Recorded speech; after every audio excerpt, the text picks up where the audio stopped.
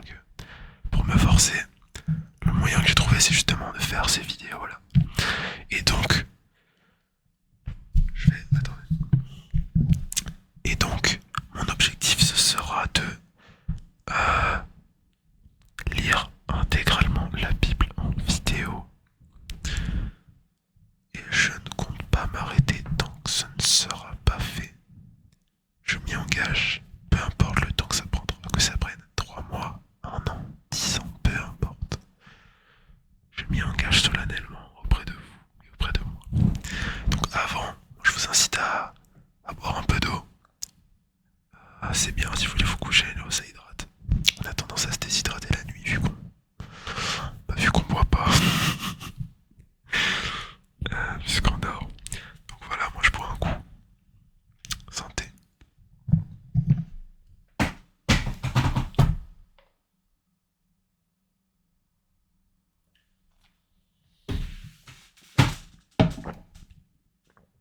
Ça fait du bien. Euh, donc je l'ai pas encore en papier. En fait, avant de tourner, j'ai regardé le prix d'une Bible. Sauf que moi j'ai une très mauvaise vue, donc j'ai tendance à lire le soir avant de me coucher quand je lis un truc. Ce qui est déjà plutôt rare. Mais quand je lis quelque chose, j'ai tendance à le lire le soir avant de me coucher. Donc l'idéal ce serait d'avoir une Bible qui a des caractères, enfin qui a une écriture assez grosse et qui et une impression très marquée. Vous savez, que ce soit limite en gras en fait. Et donc j'ai regardé sur internet, j'ai trouvé des bibles, j'ai trouvé une bible à 2,50€. Je savais pas que c'était possible. Mais j'ai rien acheté pour l'instant. Et j'en ai trouvé une qui répondait aux critères que je cherchais, mais elle était à 30€. Donc ça fait un peu mal, je trouve 30€. Bon après c'est la Bible quand même. Donc ça a quand même une certaine valeur au moins sentimentale. Mais le fait est que ça reste 30€, donc ça pique. Donc je vais voir si je peux pas en trouver une moins chère qui répond à mes critères. Donc commençons par le commencement. On va commencer par l'Ancien Testament. Attendez, ça risque de faire du bruit.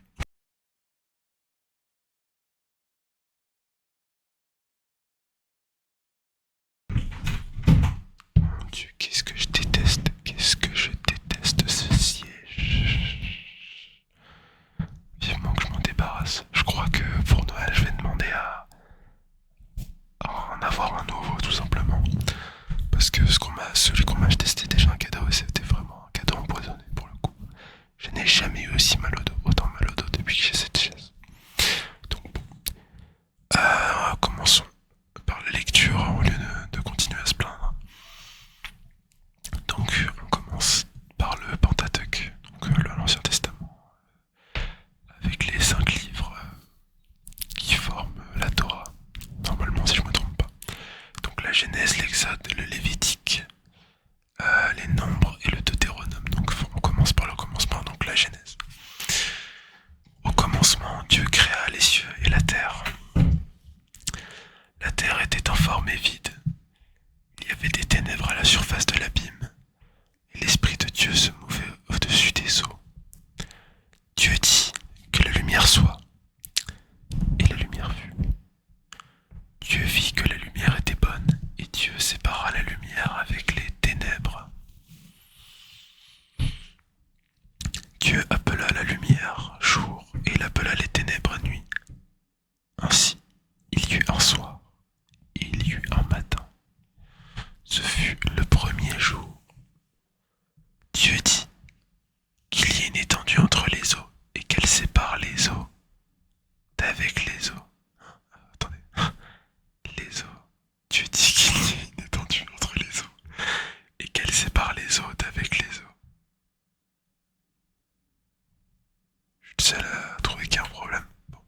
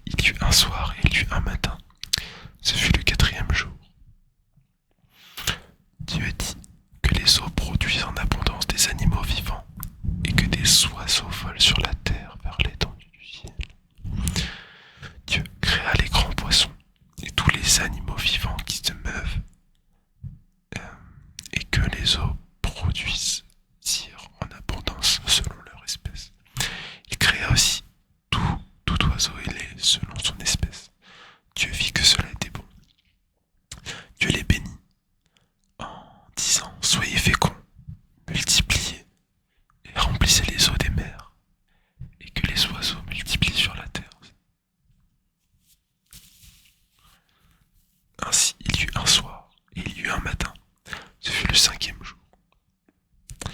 Dieu dit que la terre produise des animaux vivants selon leur espèce, du bétail, des reptiles et des animaux terrestres selon leur espèce. Et cela fut ainsi, Dieu fit les animaux de la terre selon leur espèce, le bétail selon son espèce, et tous les reptiles de la terre selon leur espèce. Dieu vit que cela était bon. Puis Dieu dit, faisons l'homme à notre image, selon notre ressemblance, et qu'il domine sur les poissons de la mer, sur les oiseaux du ciel, sur le bétail, sur toute la terre, et sur tous les reptiles qui rampent sur la terre.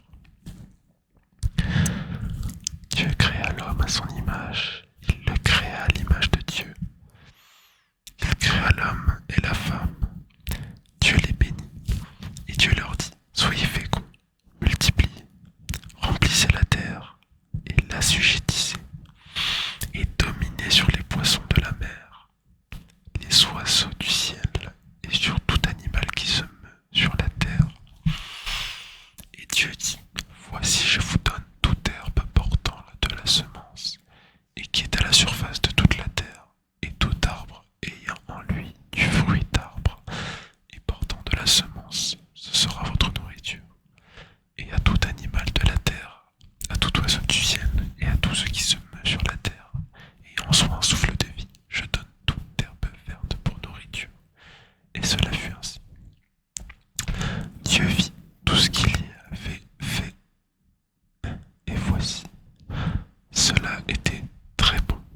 Ainsi il y eut un soir, il y eut un matin, ce fut le sixième jour. Donc ça c'était le chapitre numéro 1 de la Genèse.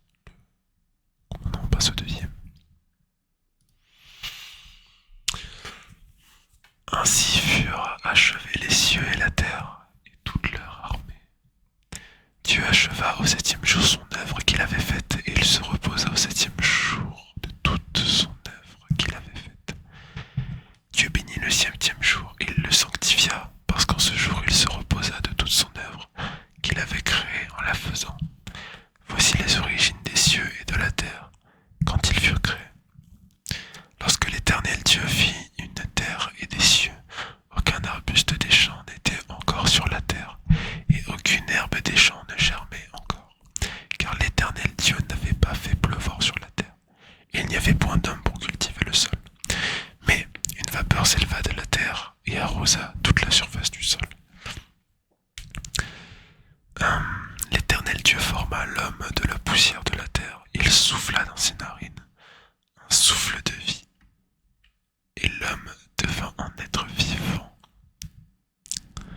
Puis l'Éternel Dieu planta un jardin en Éden, du côté de l'Orient, et il y mit l'homme qu'il avait formé.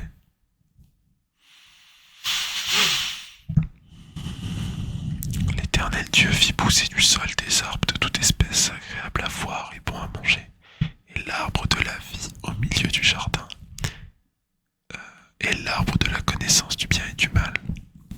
Un fleuve sortait d'Éden pour arroser le jardin, et de là il se divisait en 4 bras. Le nom du premier est Pishon, je sais pas si ça se dit Pishon ou Pichon. C'est celui qui entoure tout le pays de Havila, où se trouve l'or. L'or de ce pays est pur, on y trouve aussi le bdellium et la pierre d'onyx. Le nom du second fleuve est Gihon. C'est celui qui entoure tout le pays de Cush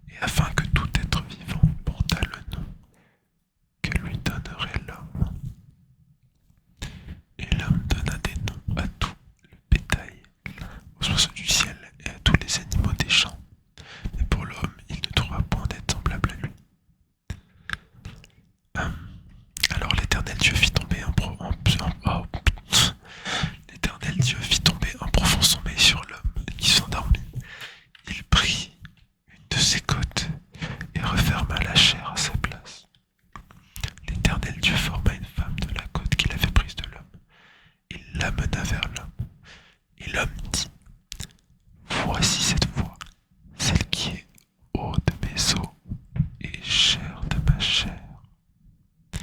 On l'appellera femme parce qu'elle a été prise de l'homme.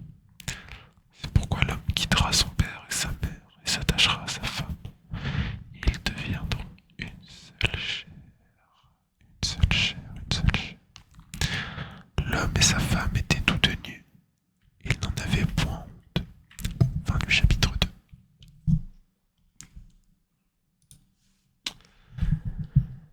Le serpent était le plus rusé de tous les animaux des champs que l'Éternel Dieu avait fait. Il dit à la femme, Dieu a-t-il réellement dit, vous ne mangerez pas de tous les arbres du jardin? La femme répondit au serpent, nous mangeons du fruit des arbres du jardin. Mais quant au fruit de l'arbre qui est au milieu du jardin, Dieu a dit, vous n'en mangerez point et vous n'y toucherez point, de peur que vous ne mouriez.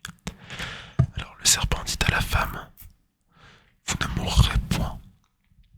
Mais Dieu sait que le jour où vous en mangerez, vos yeux s'ouvriront et que vous serez comme des dieux, connaissant le bien et le mal. La femme vit que l'arbre était bon à manger et agréable à la vue, et qu'il était précieux pour ouvrir l'intelligence. Elle prit de son fruit et en mangea. Elle en donna à son mari, qui était auprès d'elle, et il en mangea. Les yeux de l'un et de l'autre s'ouvrirent. Ils connurent qu'ils étaient nus, et ayant cousu des feuilles de figuier, ils s'en firent des ceintures. Alors ils entendirent la voix de l'Éternel Dieu qui parcourait le jardin vers le soir. Et l'homme et sa femme se cachèrent loin de la face de l'Éternel Dieu au milieu des arbres du jardin. Mais l'Éternel Dieu appela l'homme et lui dit, où es-tu? Il répondit, j'ai entendu ta voix dans le jardin et j'ai eu peur parce que je suis nu et je me suis caché. Et l'Éternel Dieu dit, qui t'a appris que tu étais nu? Est-ce que tu as mangé de l'arbre dont je t'avais défendu de manger? L'homme répondit, la femme que tu as mise auprès de moi m'a donné de l'arbre et j'en ai mangé. Et l'Éternel Dieu dit à la femme, pourquoi as-tu fait cela? La femme lui répondit, le serpent m'a séduite et j'en ai mangé. L'Éternel Dieu dit au serpent, puisque tu as fait cela, tu seras maudit entre tout le bétail et entre tous les animaux des champs. Tu marcheras sur ton ventre et tu mangeras de la poussière tous les jours de ta vie. Je mettrai inimitié entre toi et la femme, entre ta postérité et sa postérité. Celle-ci t'écrasera la tête et tu lui blesseras le talon. Il dit à la femme, j'augmenterai la souffrance de tes grossesses. Tu enfanteras avec douleur et tes désirs se porteront vers ton mari, mais il dominera sur toi. Il dit à l'homme, puisque tu as écouté la voix de ta femme et que tu as mangé de l'arbre au sujet duquel je t'avais donné cet ordre, tu n'en mangeras point. Le sol sera maudit à cause de toi. C'est à force de peine que tu en tireras ta nourriture tous les jours de ta vie. Il te produira des épines et des ronces, et tu mangeras de l'herbe des champs. C'est à la sueur de ton visage que tu mangeras du pain, jusqu'à ce que tu retournes dans la terre d'où tu as été pris, car tu es poussière, et tu retourneras poussière, et tu retourneras poussière. Adam donna à sa femme le nom d'Ève, car elle a été la mère de tous les vivants. L'Éternel Dieu fit à Adam et à sa femme des habits de peau, et il les en revêtit. L'Éternel Dieu dit, voici l'homme est devenu comme l'un de nous pour la connaissance du bien et du mal. Empêchons-le maintenant d'avancer sa main, de prendre de l'arbre de vie, d'en manger et de vivre éternellement. Et l'Éternel Dieu le chassa du jardin d'Éden pour qu'il cultivât la terre d'où il avait été pris. C'est ainsi qu'il chassa Adam. Il mit à l'orient du jardin d'Éden les chérubins qui agitent une épée flamboyante pour garder le chemin de l'arbre de vie.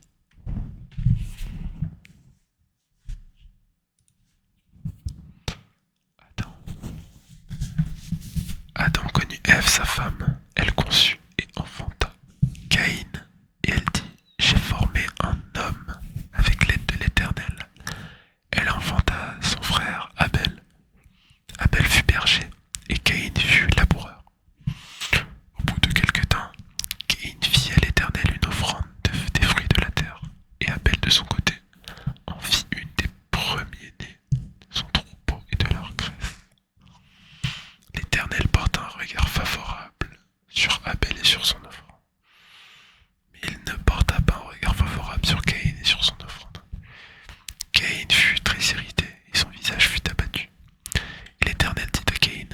es-tu irrité et pourquoi? Mince. Pourquoi es-tu irrité et pourquoi ton visage est-il abattu? Certainement, si tu agis bien, tu relèveras ton visage, et si tu agis mal, le péché couche à la porte, et ses désirs se portent vers toi. Mais toi domine sur lui. Cependant, Caïn adressa la parole à son frère Abel. Mais comme il était dans les champs, Caïn se jeta sur son frère Abel et le tua. Euh, L'Éternel dit à Caïn, où est ton frère Abel? Il répondit, je ne sais pas. Suis-je le gardien de mon frère? Et Dieu dit, qu'as-tu fait? La voix du sang de ton frère crie de la terre jusqu'à moi. Maintenant tu seras maudit de la terre, qui a ouvert sa bouche pour recevoir de ta main le sang de ton frère. Quand tu le cultiveras le sol, il ne te donnera plus sa richesse. Tu seras errant et vagabond sur la terre. Caïn dit à l'Éternel, mon châtiment est trop grand pour être supporté. Voici, tu me chasses aujourd'hui de cette terre. Je serai caché loin de ta face, je serai errant et vagabond sur la terre. Et quiconque me trouvera me tuera. L'Éternel lui dit, si quelqu'un tue Caïn, Caïn serait vengé 7 fois. Et l'Éternel mit un signe sur Caïn pour que quiconque le trouverait ne le tuât point.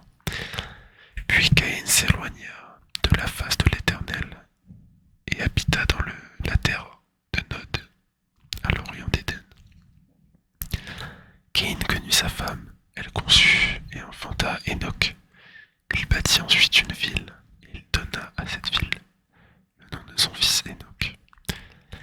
Enoch engendra Irad, Irad engendra Méhujaël, Méhujaël engendra Méthusakel, Zachaël, je sais pas, je crois que c'est Kaël.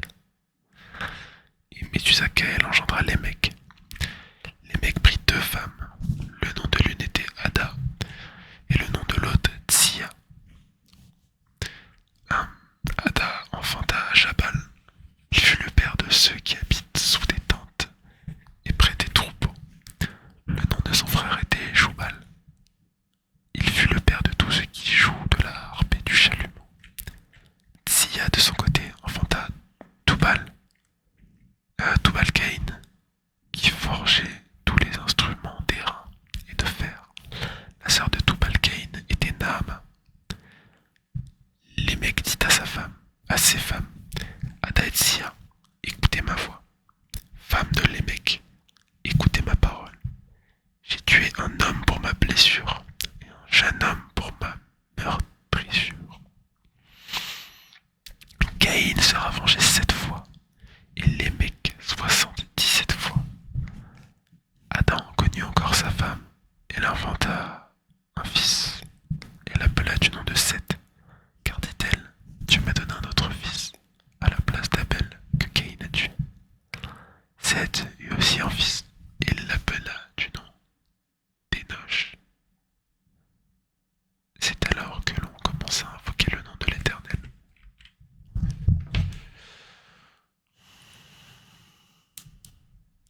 Voici le livre de la postérité d'Adam. Lorsque Dieu créa l'homme, il le fit à la ressemblance de Dieu. Il créa l'homme et la femme. Il les bénit, il les appela du nom de l'homme. Lorsqu'ils furent créés, Adam, âgé de 130 ans, engendra un fils à sa ressemblance selon son image et lui donna le nom de Seth. Les jours d'Adam, après la naissance de Seth, furent de 800 ans. Et il engendra des fils et des filles. Tous les jours qu'Adam vécut furent de 930 ans, puis il mourut. Seth, âgé de 105 ans, engendra Énoch. Seth vécut après la naissance d'Énoch 807 ans. 807 ans. Il engendra des fils et des filles. Tous les jours de Seth furent de 912 jours, puis il mourut. Énoch, âgé de 90 ans, engendra Kénan. Énoch vécut après la naissance de Kénan 815 ans, et il engendra des fils et des filles. Tous les jours d'Énoch furent de 905 ans, puis il mourut. Kénan, âgé de 70 ans, engendra Mahalalel.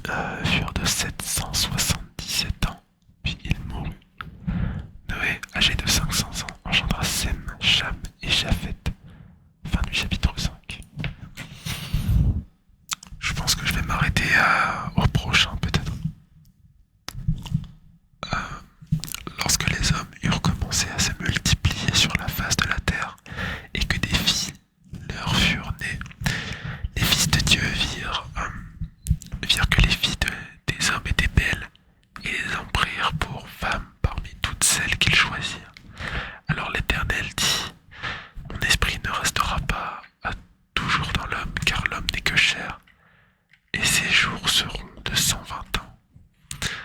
Les géants étaient sur la terre en ces temps-là, après que les fils de Dieu furent venus vers les filles des hommes, et qu'elles leur eurent donné des enfants. Ce sont des héros qui furent fameux dans l'Antiquité. L'Éternel vit que la méchanceté des hommes était grande sur la terre, et que toutes les pensées de leur cœur se portaient chaque jour uniquement vers le mal. L'Éternel se repentit d'avoir fait l'homme sur la terre. Il fut affligé en son cœur. Et l'Éternel dit, j'exterminerai de la face de la terre l'homme que j'ai créé depuis, et l'homme jusqu'au bétail, aux reptiles et aux oiseaux du ciel, car je me repens de les avoir faits. Et Noé trouva grâce aux yeux de l'Éternel. Voici la postérité de Noé. Noé était un homme juste et intègre dans son temps. Noé marchait avec Dieu. Noé engendra 3 fils, Sem, Cham et Japheth. La terre était corrompue devant Dieu. La terre était pleine de violence. Dieu regarda la terre, et voici, elle était corrompue, car toute chair avait corrompu sa voie sur la terre. Je vais le faire en voix basse celui-là. Alors Dieu dit à Noé, la fin de toute chair est arrêtée par devers moi, car ils ont rempli la terre de violence. Voici, je vais les détruire avec la terre. Fais-toi une arche de bois de chauffée. Tu disposeras cette arche en cellules et tu l'enduiras de bois en dedans et en dehors. Voici comment tu la feras. L'arche aura 300 coudées de longueur, 50 coudées de largeur et 30 coudées de hauteur. Tu feras à l'arche une fenêtre que tu réduiras à une coudée en haut. Tu établiras une porte sur le côté de l'arche et tu construiras un étage inférieur, un second et un troisième. Et moi, je vais faire venir le déluge d'eau sur la terre pour détruire toute chair ayant souffle de vie sous le ciel. Tout ce qui est sur la terre périra. Mais j'établis mon alliance avec toi. Tu entreras dans l'arche, toi et tes fils, ta femme et les femmes de tes fils avec toi. De tout ce qui vit, de toute chair, tu feras entrer dans l'arche, 2 de chaque espèce pour les conserver en vie avec toi. Il y aura un mâle et une femelle, des oiseaux selon leur espèce, du bétail selon son espèce, et de tous les reptiles de la terre selon leur espèce. 2 de chaque espèce viendront vers toi, pour que tu leur conserves la vie. Et toi, prends tous les aliments que l'on mange, et fais-en une provision auprès de toi, afin qu'ils te servent de nourriture, ainsi qu'à eux. C'est ce que Noé fit, c'est ce que fit Noé. Il exécuta tout ce que Dieu lui avait donné.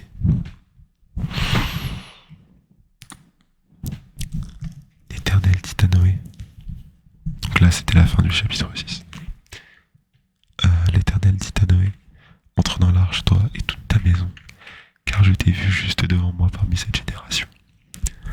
Tu prendras auprès de toi 7 couples de tous les animaux purs, le mâle et sa femelle, une paire des animaux qui ne sont pas purs, le mâle et sa femelle, 7 couples aussi des oiseaux du ciel, mâle et femelle, afin de conserver leur race en vie sur la face de toute la terre.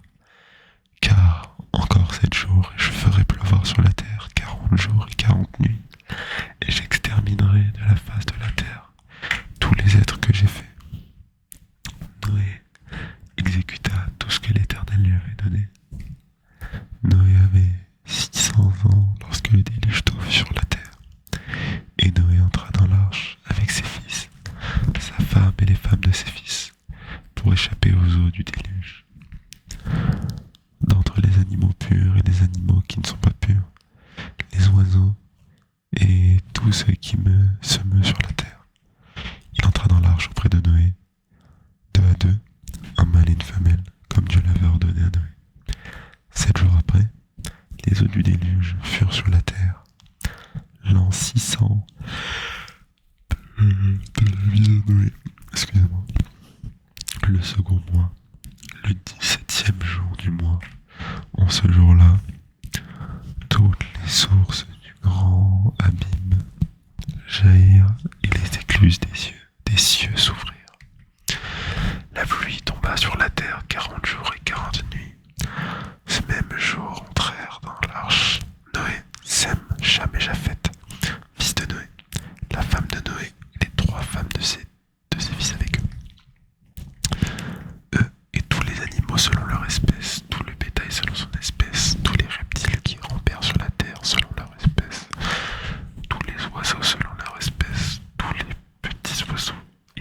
ce qui a des ailes.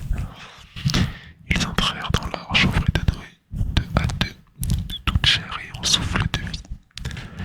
Il en entra, mâle et femelle de toute chair, comme Dieu l'avait ordonné à Noé. Puis l'Éternel ferma la porte sur lui.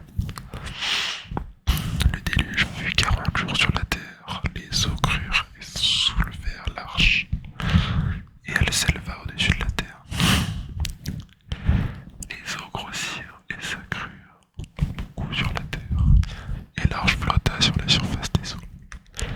Les eaux grossirent de plus en plus, et toutes les hautes montagnes qui sont sous le ciel entier furent couvertes. Les eaux s'élevèrent de 15 coudées au-dessus des montagnes qui furent couvertes. Tout ce qui se mouvait sur la terre périt, tant les oiseaux que le bétail et les animaux, tout ce qui rampait sur la terre et tous les hommes. Tout ce qui avait respiration, souffle de vie dans ses narines et qui était sur la terre sèche mourut.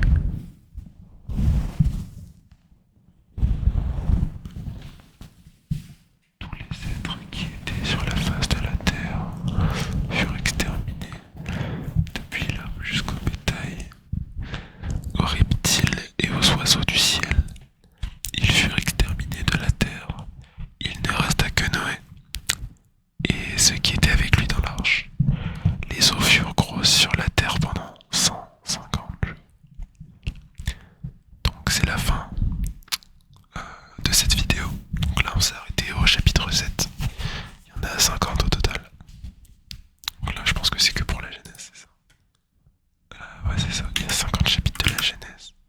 Et on a lu les 7 premiers. Donc je pense faire des vidéos autour de 30 minutes à chaque fois, où je lis des passages, enfin où je lis dans l'ordre tout simplement. J'espère que cette vidéo vous a plu. Si c'est le cas, n'hésitez pas à liker, partager, vous abonner, tout le classique. Si vous dormez pas, ça dépend de ce que vous faites au moment où vous écoutez la vidéo. Je vous fais confiance, l'essentiel c'est que vous vous endormiez finalement. Mais si vous êtes encore réveillé, n'hésitez pas, ça me ferait plaisir. Ça me rendrait aussi service. Donc je vous souhaite une bonne soirée, une bonne nuit, un bon après-midi ou une bonne journée. Et on se dit à bientôt. Je vais essayer de sortir des vidéos un peu plus régulièrement parce que là, au moment où je tourne, j'ai programmé une vidéo qui sortira demain du coup. Demain au moment où je tourne. Donc là il est 23h24, on est le 21 octobre. Sachant que c'est une vidéo que j'ai tournée 1 à 2 semaines avant. Que j'ai juste oublié de poster, donc je l'ai posté. Je l'ai programmé pour demain. Donc elle devrait sortir vers 17h30. Et cette vidéo devrait sortir cette semaine ou bien la semaine prochaine. Je vais attendre quelques jours histoire de pas vous bombarder non plus. Mais je pense qu'elle sortira cette semaine, ouais. Ouais, c'est pas mal cette semaine. Puis maintenant je suis en vacances en plus, donc